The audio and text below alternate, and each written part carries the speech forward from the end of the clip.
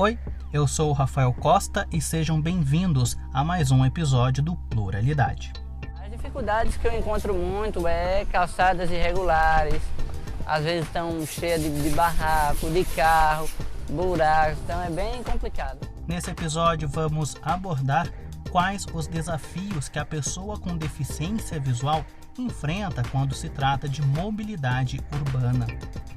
Para que eu pudesse esperar alguém para me atravessar, porque como aqui não tem o sinal sonoro, então eu decidi parar para não me arriscar e isso às vezes demora um pouquinho, tem pessoas que passam, vai embora. Para falar sobre o assunto, eu recebo novamente a professora universitária Luciane Maria Molina. Luciane, eu inicio então esse nosso bate-papo já abordando para você quais os desafios encontrados ao se locomover sozinha.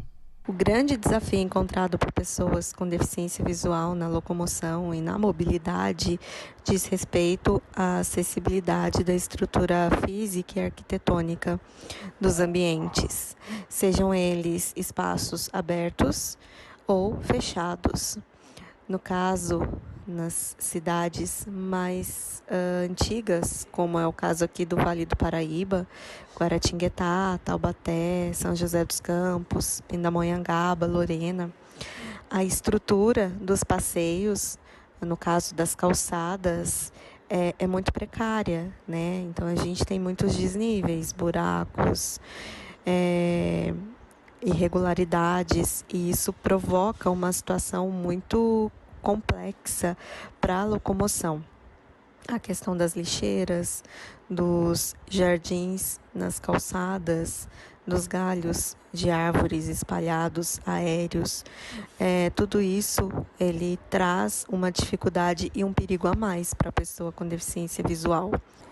Quando a pessoa com deficiência visual utiliza a bengala para se locomover, ela consegue ter os obstáculos do chão detectados por essa tecnologia, pela bengala, que funciona como se fosse a extensão dos dedos da pessoa cega e que toca o chão. Mas a bengala ela não consegue detectar obstáculos aéreos e a pessoa com deficiência visual ela fica vulnerável a acidentes com galhos, com árvores, com lixeiras, com todos os tipos de obstáculos que não são detectados pela bengala e que estão acima da linha da cintura. Outra tecnologia assistiva usada por pessoas com deficiência visual são os cães-guia. Os cães-guia, eles conseguem guiar a pessoa por um trajeto com maior segurança, desviar as pessoas de obstáculos aéreos, encontrar portas, desviar de lixeiras. Então, o cão-guia é uma tecnologia assistiva bastante completa no sentido de dar autonomia e independência no percurso, na orientação e na mobilidade da pessoa cega. Luciane, você é de Guaratinguetá, cidade vizinha aqui de São José dos Campos, e a minha pergunta então é a seguinte: a cidade de Guará, assim como outras cidades aqui do Vale do Paraíba, são cidades acessíveis para a pessoa com deficiência visual? Guaratinguetá, assim como tantas outras cidades aqui do Vale, é uma cidade mais antiga e não tem estrutura de acessibilidade para mobilidade das pessoas com deficiência visual. Então, existe uma condição bastante precária nesses percursos, nessas calçadas, nas ruas, enfim. Eu considero que a cidade ela não está preparada no quesito acessibilidade para atender pessoas com deficiência. A gente espera que o poder público ele olhe para essas questões com mais carinho e consiga enxergar que as pessoas com deficiência visual também transitam nas calçadas, são pedestres e precisam de algo mais acessível para chegar nos lugares. Locais como bancos, rodoviárias e estabelecimentos comerciais possuem placas ou um sistema sonoro que facilite a mobilidade para as pessoas com deficiência visual? E de que forma a ausência desses recursos deveriam ser modificados? E se existe alguma legislação específica? A Lei 10.098 de 2000 é conhecida como Lei da Acessibilidade. Ela trouxe a necessidade de incorporar esse conceito nos prédios públicos de uso particular e de uso coletivo, e foi reforçado pela Lei Brasileira de Inclusão, que é a LBI, também conhecida como Estatuto da Pessoa com Deficiência, a Lei 13.146 de 2015, que coloca a questão da acessibilidade como algo que deva ser cumprido nesses estabelecimentos. Então, os estabelecimentos, eles precisam dispor de piso podotátil, que é aquele piso para guiar as pessoas com deficiência visual. Ele é um piso que tem dois modelos, né? Dois tipos. A gente tem o piso direcional, que é aquele que tem várias ranhuras, várias ranhuras na vertical, né? Ele serve para direcionar a pessoa até um determinado lugar, espaço, e tem o piso de alerta, que é aquele piso que tem as bolinhas. São as bolinhas que indica que ali tem uma mudança de direção, tem algum obstáculo. Então, por isso que a gente chama de piso de alerta. Ele alerta que algo à frente mudou, né? Ou que você tem que parar para rastrear o que tem à frente. Então, esses dois tipos de piso podotáteis, eles precisam estar nesses ambientes. Outra questão é a sinalização através de placas de identificação de locais. E uma dessas sinalizações é a sinalização em braille. São as placas em que tem a inscrição em braille, tanto nos balcões de atendimento, nas portas, nos trajetos. E tem a questão também do mapa tátil. O mapa tátil é uma espécie de planta baixa do ambiente. Isso é muito encontrado nos bancos.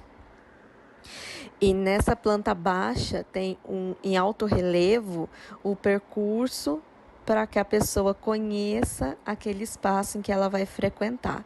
Então, ali é como se fosse uma mesinha, né? Ele fica inclinado a 15 graus e a pessoa com deficiência visual vai sentir em alto relevo o trajeto e o percurso e como estão distribuídos os elementos dentro daquele espaço, né? Se for um banco, por exemplo, como que é o percurso para ela chegar até o guichê de atendimento, até o caixa, até, por exemplo, a questão da mesa de autoatendimento, das cadeiras para espera, enfim. E esse guia, esse mapa tátil, ele vai guiar a pessoa e também tem a inscrição em braille do que representa cada espaço ali dentro do ambiente. A sonorização das senhas também é uma questão muito importante. Então, geralmente, já em órgãos públicos como Receita Federal, Instituto Nacional do Seguro Social, INSS, do Serviço Social, né? Já tem a sinalização das senhas em fala, em voz alta, né? Mas, assim, a gente entende que a acessibilidade vai muito além disso, vai muito além da estrutura e vai muito além da questão da tecnologia. Nós também precisamos entender que a acessibilidade, ela é a quebra de uma barreira atitudinal, ou seja, a empatia das pessoas para servirem ou para auxiliarem pessoas com deficiência em órgãos públicos, né? A gente entende que a tecnologia, a sinalização, ela ajuda muito, muito. Ela é um diferencial entre você conseguir chegar em algum lugar com autonomia ou não conseguir chegar nesse lugar, não ter essa autonomia e não ter segurança, né? O que é perigoso, o que traz um prejuízo muito grande, inclusive coloca a vida em risco. Porém, dentro de um estabelecimento, A questão do atendimento adequado é muito importante. Não adianta só você colocar placas em braille, pisos podotáteis, sinalização, identificação em um mural. Um QR Code, por exemplo, é um sinalizador de acessibilidade também utilizado hoje em dia para indicar trajetos e percursos, para fazer leitura de informativos em murais, porque a tecnologia hoje ela traz a questão da acessibilidade muito fortalecida na palma das mãos das pessoas com deficiência, através dos leitores de tela, enfim. Mas não adianta nada disso se não tiver o papel humano, né? O recurso humano, a quebra da barreira atitudinal, você saber atender, chegar, solicitar para que a pessoa com deficiência ela se sente, para que ela saiba onde tem uma cadeira, para que ela saiba onde está um guichê, por exemplo. Então, você oferecer a sua ajuda e você saber como ajudar uma pessoa com deficiência visual é talvez mais importante do que você espalhar acessibilidade no espaço público, né? As duas coisas elas precisam andar juntas. Luciane, para a gente finalizar esse nosso bate-papo, quando uma pessoa com deficiência visual estiver com alguma dificuldade, vou exemplificar aqui, atravessar a rua, existe uma forma certa de ajudar e como abordar e oferecer essa ajuda? De como ajudar uma pessoa a atravessar a rua, por exemplo, e de como ajudar uma pessoa a transitar no espaço que é precário de acessibilidade, não tem uma receita pronta, tá? Mas tem sim alguns indicadores que pode colaborar e contribuir para que essa relação entre ajuda e ajudado seja mais harmônica possível. Então, sempre que chegar próximo a uma pessoa com deficiência visual, ofereça ajuda. Faça ela perceber que você está ali perto dela, tocando levemente as mãos ou o ombro da pessoa, por exemplo, falando diretamente com ela. Como a troca de olhares, ela não vai acontecer nesse caso, né? Então, o toque, o leve toque, ele é como se fosse um indicativo de que eu tô aqui, eu posso te ajudar, né? E pergunte de que maneira essa ajuda ela pode ser bem-vinda. Muitas pessoas com deficiência visual recusam as ajudas porque elas se sentem capazes de fazer aquele percurso sozinha, ou elas já têm confiança de que elas conseguem chegar a um determinado lugar com segurança e autonomia. Então, não fique constrangido se a pessoa com deficiência visual negar a sua ajuda naquele momento. Em outro momento, ela pode precisar de você. Então, pergunte sempre de que maneira você pode ajudar aquela pessoa. Se você for ajudar uma pessoa a atravessar a rua, você precisa deixar que a pessoa com deficiência visual segure no seu cotovelo dobrado ou nos seus ombros.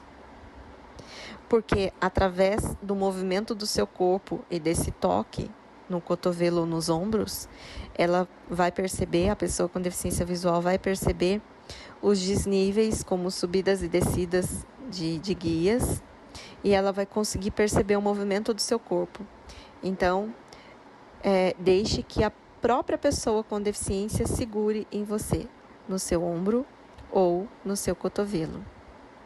Se for passar por um lugar estreito, se tiver uma passagem estreita pelo caminho, você deve dobrar o seu cotovelo e colocar o braço para trás do corpo.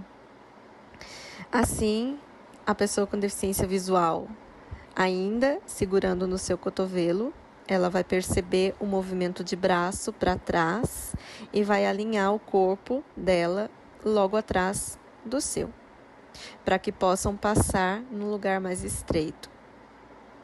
Isso porque quando você está guiando uma pessoa com deficiência visual, a pessoa com deficiência visual ela tem que ficar sempre um meio passo atrás de você, Por quê? Porque é o seu corpo que vai antecipar esses obstáculos, esses desníveis, as subidas e descidas de degraus.